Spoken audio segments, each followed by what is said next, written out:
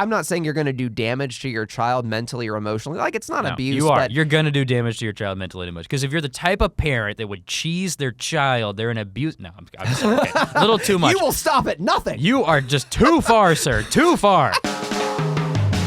You're listening to Dadsplaining, a weekly chronicle of all the weirdest, messiest, grossest, and funniest parts of fatherhood, hosted by two first-time dads. I'm Jesse. And I'm Brandon. And this week, we are going to be talking about music, playing music for your kids, what kind of effect it may have on them, and all of the science and pseudoscience behind it. But before we get into it, Brandon, if our listeners want to reach out to us, where can they find us? You can find us on Facebook, Twitter, and Instagram at Dadsplaining Podcast. You can drop us an email at dadsplainingpodcast@gmail.com, and you can find our episodes on any kind of podcasting app you might listen to. Yeah, and while you're listening, please take a moment and leave us a rating or a review, or if you really want to help us out, share us with another parent in your life. You know, we are growing, but we're growing based solely on word of mouth. I mean, we're not putting any kind of promotion or marketing behind this right now. Mm-hmm. You know, we're the little podcast that could, and if you can share us, that'll help us kind of reach a wider audience and help us continue to do what we do. So thanks to everyone who's doing that, and please keep it rolling.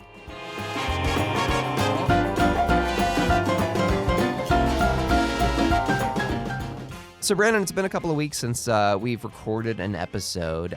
So what have you and the wife and little boy been up to? Yeah, well, I would like to say we have enjoyed our break and we've just been on vacation, absconding somewhere and just having a good time, but that is not the case.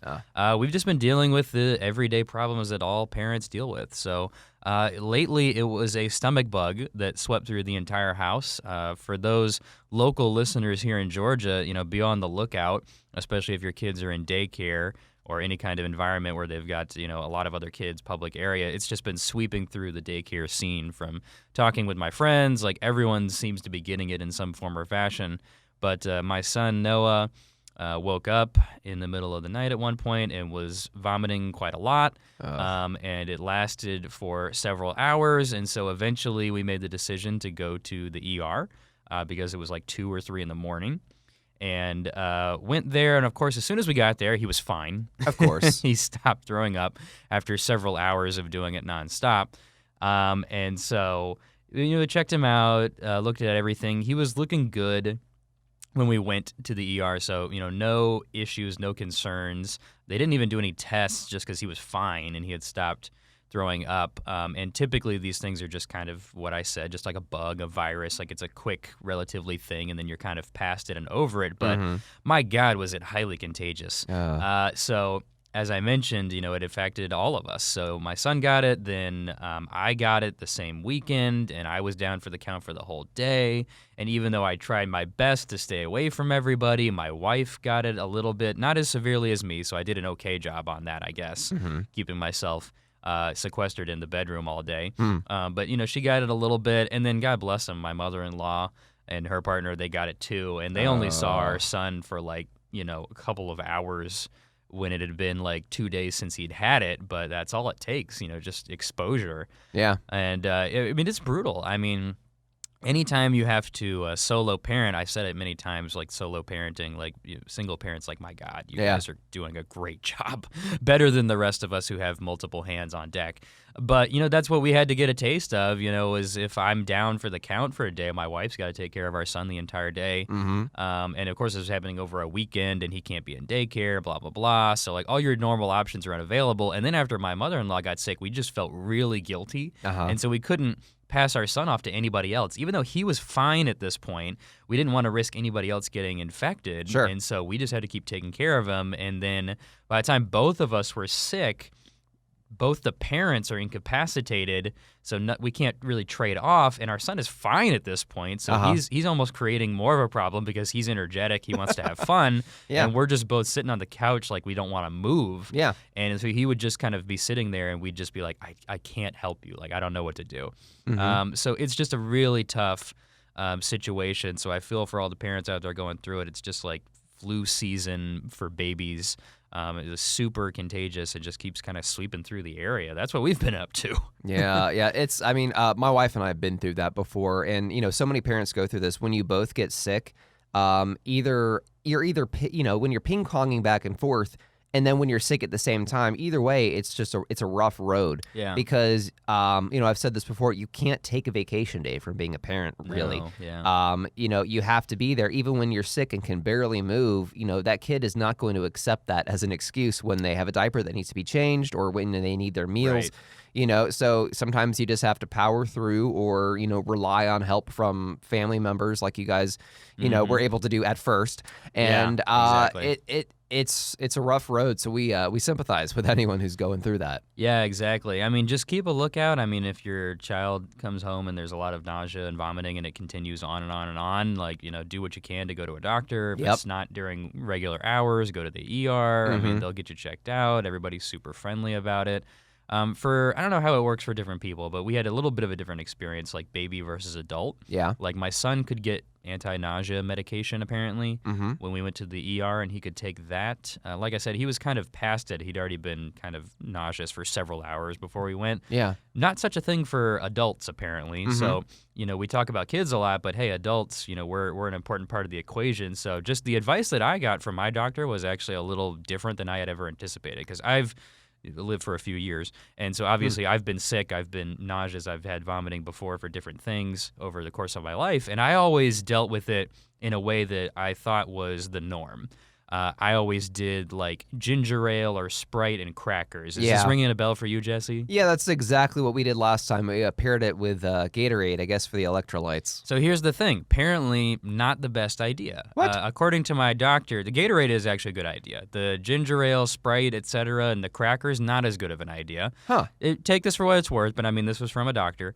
And apparently the main thing to do when you've got this kind of vomiting is like your body's depleted. You just need to hydrate. And so water is the key. You just need to give yourself as much water as you can in like small sips, like you're doing it little bit by little bit, but kind of continuous. Things like Sprite and ginger ale, it's not that they don't provide, some relief to you in some way, but they're not for hydrating. They're not replenishing your stores like water does. And then Gatorade is actually helpful because you said the electrolytes. It's kind of like a joke for anyone who's seen, Idiocracy. Brondo, it's got what plants need. But the electrolytes do help because it's providing you some of that stuff that you've lost, essentially. But even that, you can't just chug like a bottle of Gatorade because it's like blasting your system, and your system is empty. Yeah. So everything in moderation. And the weird thing about the crackers, I'd never heard anyone say don't do anything like crackers because it's supposed to settle your stomach, right? Yeah. Well, apparently anything that you chew is basically activating the response in your stomach to start kind of churning and building up the acid to like digest what you're chewing. Because if you're chewing, your body is saying, oh, I need to kind of work on that. I need to break it down. And so if you're just sticking to water and then eventually like smooth liquid things like soups and stuff, your body is not churning it and it's not building up the acid to like break it down. And when you're sick and you're nauseous, anything you do to kind of engage the acid in your stomach can like cause you to be nauseous all over again. Huh. I have never heard this Same. before. I'm 29. I know I'm not, super old. Some people wouldn't call that old at all. But, like, I've never heard this advice before. And I wasn't even sure if I should call my doctor because I've been I've had vomiting. Like, you can't really do anything about it. But, like, my God, the amount of information I got and, like, the thoughts that I had heard and the things that were counter to it, I just went in being like, yep, soda and crackers, right? No. This is a revelation. I know. This is a new day and a new life. So pro tip for the parents out there, if you get caught with the bug and you're going through something like this, water for at least pretty much the first 24 hours. You can start in with things like soups, things that are light, broth, anything like that, and then just kind of slowly work your way up, add in a little bit of Gatorade with the water, and that was what got me through it. Wow. Yeah, I don't really know what to do with that information. I mean, it's just like mind-blowing, like all the years I did it wrong. Like, could I have saved myself days of being sick when I was a child by not eating those crackers? Huh. Maybe. That's insane. So that's a lot for me. Jesse, what have you guys been up to? So we've been churning along.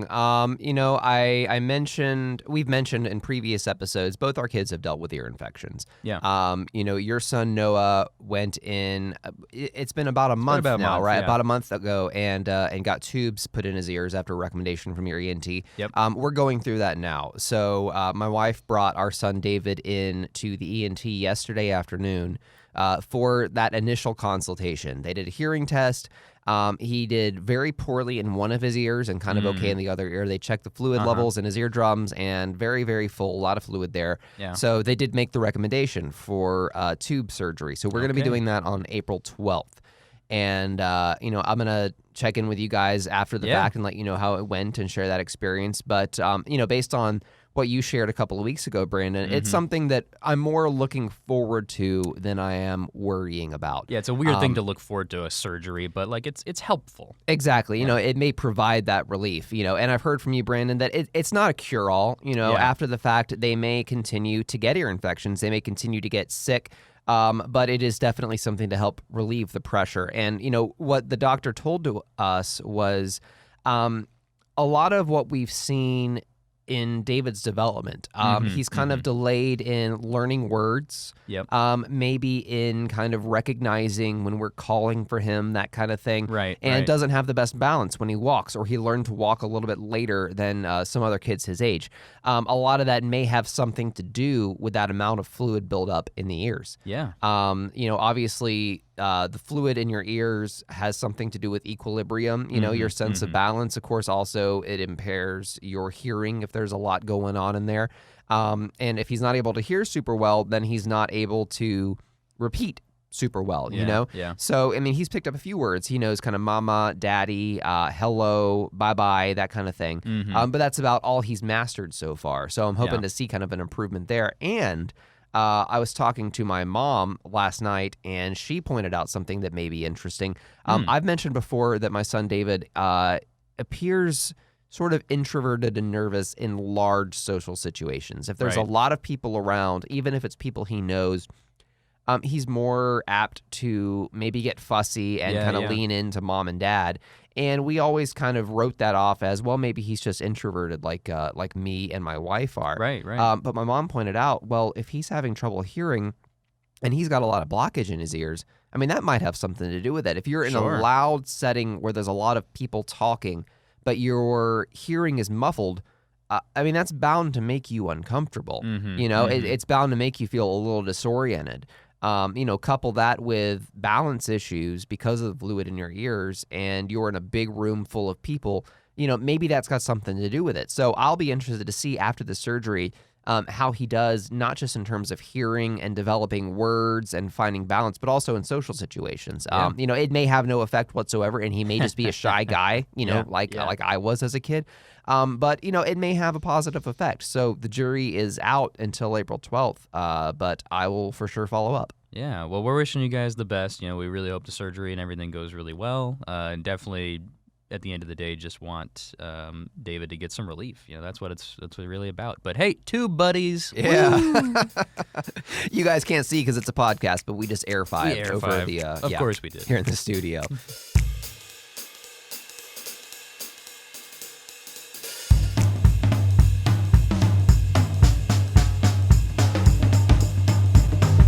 So on to today's topic. We decided to talk about this a few weeks ago, music and just music at large. What are you playing for your kids? What kind of effect it has on them? And then over the break we took, I did a little research into what is the real science behind playing music for your kid and the effect it has on their development. But just speaking from personal experience, Brandon, what do you guys play music around Noah? Have you been able to find any tastes for him yet? Does he dance to anything, that kind of stuff? Very limited. I think, my wife and I were just not huge music people, which is probably to most people sounds really weird. Like, oh, you don't listen to music, everyone does. Sure, but I go home in the afternoon and it's not my thing to like put on some music and just kind of, listen, or whatever. We tend to do it when we're doing other activities like cooking dinner. We'll have music on. So, we listen to music every night, but it's just not a huge part of our lives. And so it's not a huge part of our son's life either right now. I do kind of wonder, we've talked about the ear infections in the tubes, if maybe Noah has just not really picked up a lot because he's had a lot of ear infections and a lot of blockage for a while. So I do kind of wonder about that a little bit. And I know, as you mentioned, Jesse, like with the blockage, like his hearing wasn't perfect because of that. So I do think that maybe plays a part into it. And and maybe it's not a thing, or maybe it's the whole thing. I don't know, but yeah, Noah doesn't really respond to music so much when we play it. He's just kind of busy doing his thing. Yeah. I think maybe, I don't know if it's just him or just all babies, they're kind of distractible. And so he's just interested in kind of moving on to the next thing and like playing with his toys, doing a little bit of this, a little bit of that. So I'll be interested to see if it plays more of a role as he gets a little bit older. He's almost 1. His birthday's next week. And, same kind of thing with like TV. Like he likes TV, you can tell because he can see it. And he looks at it, and he can get distracted by looking at it. But even that, he really doesn't like stare at the TV too much. And maybe it's because he doesn't really hear the sound, or maybe it's just not interesting to him. But things that I watch are maybe not interesting to my son. That's totally viable. But we're kind of on the outside on this one, so I'm kind of interested to learn a little bit as well of what y'all's experience has been like. Well, it's actually been kind of similar.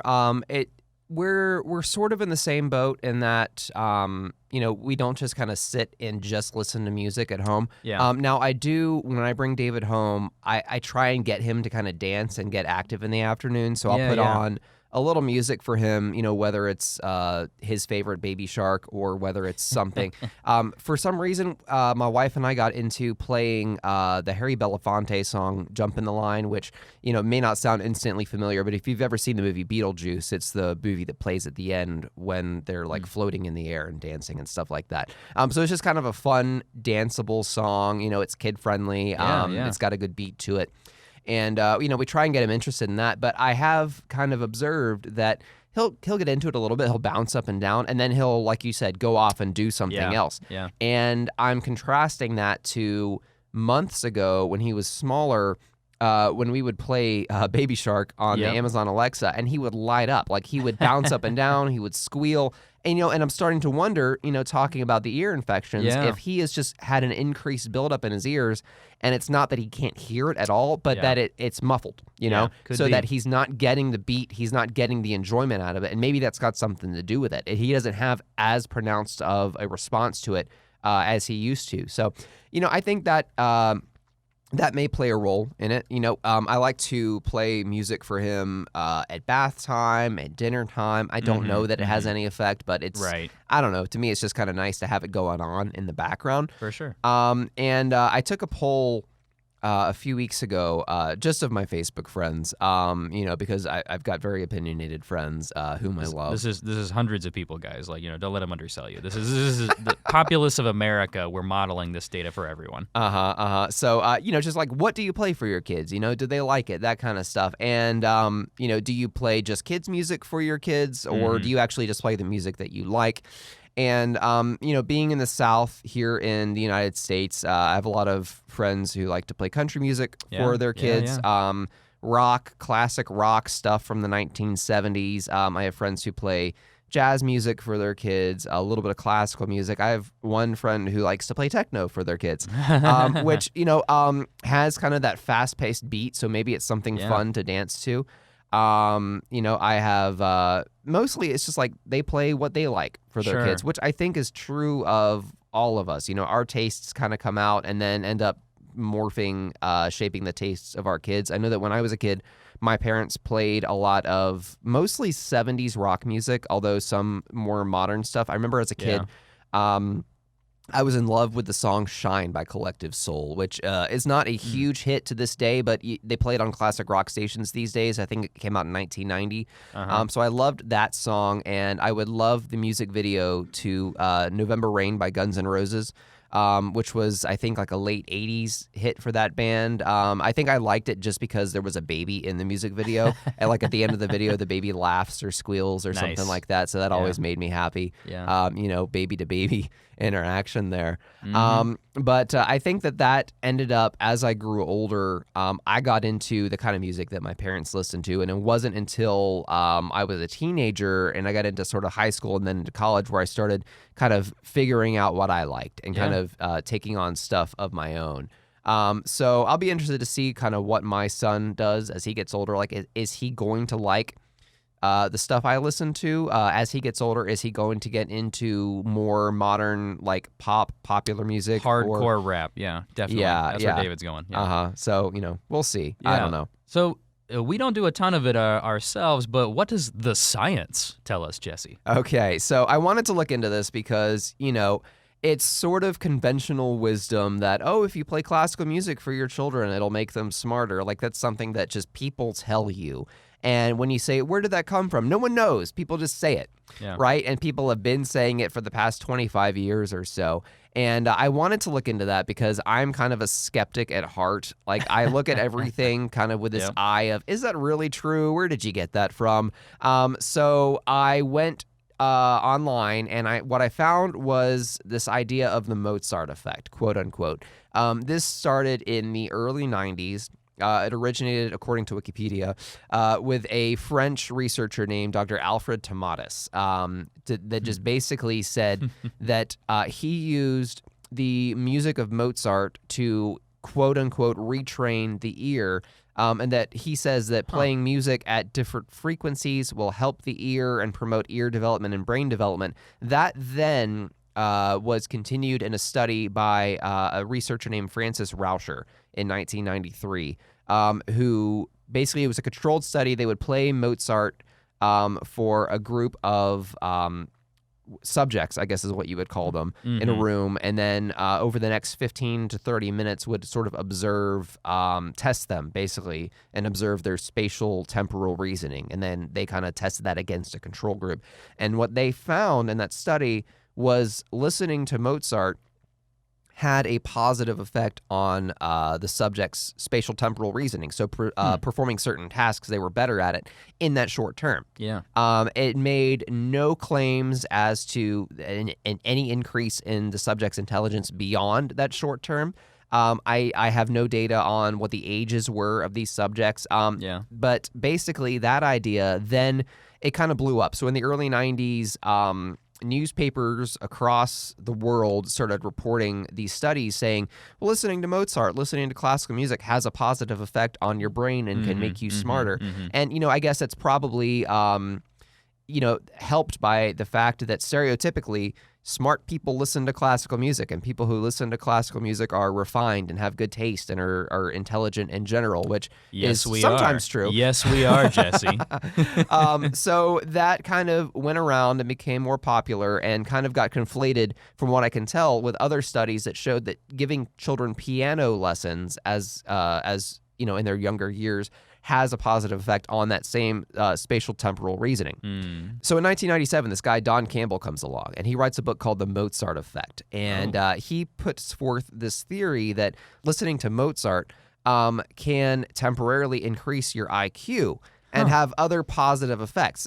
This guy, I don't know much about him. I don't think he's a scientist. I think he just kind of collects all these different studies and kind of puts them together. And then he recommends in the book playing classical music for infants to help benefit their mental development. And then later on, he writes a sequel book called The Mozart Effect for Children. And then he starts producing this line of branded products. And I believe to this day, he owns the trademark to the term The Mozart Effect. So he kind of capitalized on this and monetized the whole Mozart Effect concept. So that's where it enters into popular culture, and popular thought. Yeah. And at that point in the mid-90s, it became just huge, and it became conventional wisdom, to the point where I didn't know this. And, we live in the state of Georgia. I don't know if you've heard this, Brandon, but this was news to me, that in 1998, we had a governor named Zell Miller. And he, in 1998, proposed providing a CD of classical music to every child born in the state of Georgia, beginning, I believe, in the year 1999. I don't know how long this program lasted, but I believe it did go into effect, where they would give out the CD of classical music, produced, I think, by Sony Records, and then they would also provide a book, the children's book, The Little Engine That Could. And and everyone kind of got behind this as, you play classical music for your kid, it can only have positive effects, and it will make them smarter and stuff like that. Since then, though, no one has really been able to replicate the findings of this study. It's been attempted, and different studies produce different results every time. Sometimes it has a positive effect. Sometimes it has no effect. Sometimes the studiers come away with the idea that, well, maybe just playing something that produces a positive emotional result, an emotional arousement is what they say, will benefit your spatial temporal reasoning in the short term. Yeah. There is no proof whatsoever that it makes any positive effect in the long term. So, let that be a sort of reassurance to reassurance. Why That not? is not a word. Let that be a reassurance to any parent that is not playing Mozart and Beethoven and Bach for your children 24 hours, and you're worried that you're harming their development as babies. Probably not. You're probably fine. It may make your kids a little smarter in the short term, but there is no real hard science whatsoever to say that it has positive effects in the long term.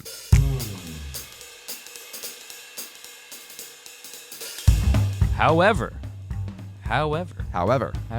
counterpoint, if you are interested in testing this out, digging into it yourself, I have a tip for you that I got from a friend who has a son, and they are a bit more musically inclined than the two of us, shall we say, namely that they play some instruments and that the husband does at least, have a little bit of a musical talent to them. And so they turned me onto this app called Neural, N-U-R-Y-L. You can find it on the App Store. So if you're interested in testing this out, this is an app that plays music, and it's specifically designed around being associated with music that helps child development. And so the entire idea here is that the music is meant to stimulate your baby's brain and boost cognition. So the concept behind some of this is that there could be some science backing to this in the underbelly of what we're talking about here. So the Mozart Effect, people just kind of cotton on to that because it's like, it flows a little nicely, Mozart, ooh, classical, ooh, that's like highfalutin, smart people would appreciate that, so it must make your baby smarter, right? But maybe what's really happening in the background is that the music playing and the way it sounds and the different parts of classical music where it goes high and it goes low and it's up and it's down and it's a little more free flowing. Yeah. Maybe that is what the benefit is. It's stimulating different parts of the brain. It's boosting different areas, and that could be something behind it because this company has put a lot of research into cognitive development and how it relates to music, and so they're playing music that is, and I'm trying to quote here, tonally rich with highly complex harmonies that move rapidly in unexpected places by incorporating unusual melodic structures. Now, there's a lot of million-dollar words in there, but it sounds to me like if you think of the brain as like a map where you're lighting up different areas, that's kind of the approach here, is it's trying to have rapid changes in tone, in volume, in style, and it's going up and down, and so it's activating left brain, right brain, your medulla oblongata, like whatever it is. Like it's trying to like light the whole thing up and hit you in different areas, and I think I can understand that side of things. So none of us are super smart with the science, but I think that we could probably understand that doesn't sound terrible. Right. And so it's something that I haven't tried out yet. It does require a subscription, I believe, for this app, but it will basically give you a playlist of music that has been specifically curated to do this kind of effect of lighting up different areas and helping boost cognition. And I guess the selling point here is that this isn't just taking Mozart and just playing Mozart or just playing classical music. They have specifically designed these playlists with completely new tracks that are designed to do this approach. And so it's not like, oh, this is Bach's concerto or whatever. This is, who knows what it is. It could just be Joe Bob Guy who's helping put together a mix of cuts of different things that help with the cognition. So I'm kind of intrigued from that aspect. Yeah, I'm on their website right now. I'm reading the white paper, which was written by, I guess, a doctor who's on the team with them. And it does seem interesting. It seems like they're focused not so much on the popular idea of improving a child's IQ, but just helping with their sensory development. Yeah. No one has ever, no study has ever found that music has any kind of negative effect. So I would say whatever the truth is, you can't hurt your kid by playing music around them. Exactly. Whether it's classical music, whether it's jazz, rock music. I think that there is sometimes in our society sort of a snobbishness around lower forms of music, that, oh, that's just pop music, or that's just rap, or that's just rock, that can't compete with the intellectualism of jazz. Yeah, and in some cases, classical music certainly is more complex than, Katy Perry. For example, I'm not singling out Katy Perry. Hey, now, speaking of sharks. Yeah. Left shark, left shark. But I think any kind of music, as long as it is stimulating in some way, is going to have some kind of effect on your kid. They're going to have some kind of response to it, and maybe develop sort of a connection to it. It can't hurt. Just give it a shot. But don't feel bad if you're late to the game.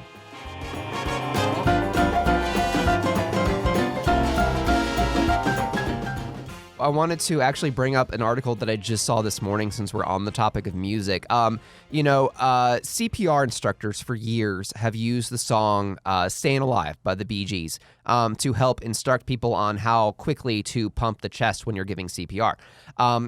But a CPR instructor in California this week has kind of gone viral for using Baby Shark to teach CPR to children. He's done this with his 2-year-old kid.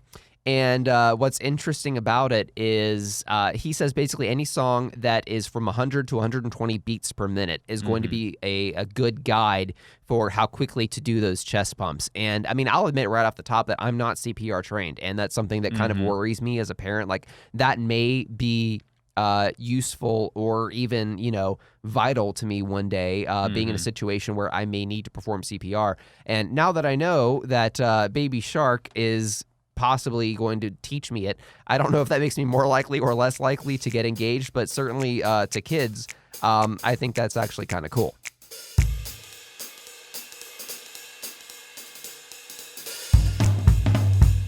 So before we go, one thing that kind of popped up on social media in the past week is this quote-unquote cheesing challenge,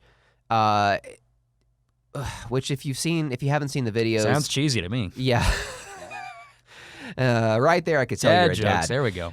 So the idea is parents will record themselves taking a slice of cheese, usually like a Kraft Singles, and tossing it onto their baby's face. And the result is usually the baby is really confused and has no idea what's going on.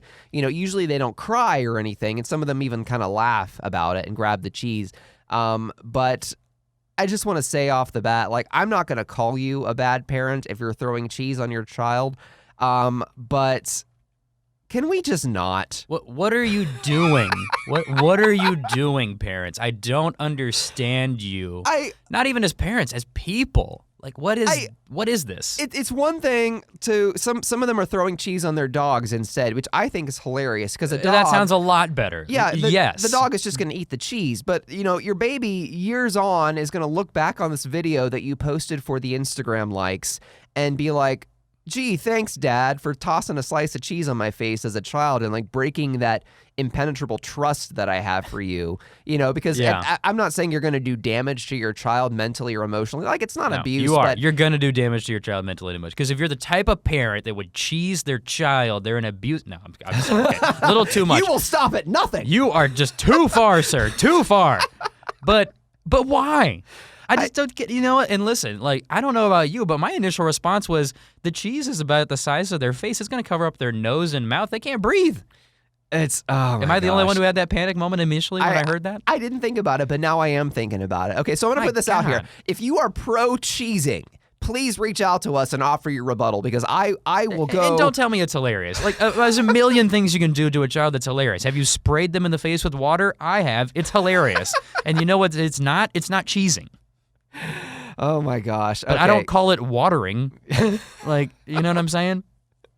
I guess the bottom line that I want to get out here is don't do something humiliating to your kid just for the likes. I think we are so obsessed with getting those reactions on Facebook and Instagram and Twitter these days that we're not thinking about what we're doing, even if it's, it's like the modern day version of these shows like Pageant Moms, where not every parent who puts their child in a child pageant is a bad parent, but there are the parents that go over the top with it a little bit, yeah. And they're doing it just really for their own gratification, and so they can get the fame out of it, and feel good and feel loved. And I mean, we all want to feel loved, but like, don't do this. Like, don't do use it on your kid own. as a tool. Like, throw cheese on your own face. Do it on your own time, and like, don't show it to us. But don't do the cheesing thing. Like, do plenty of things that make kids laugh. There's so many obvious opportunities, but why cheese?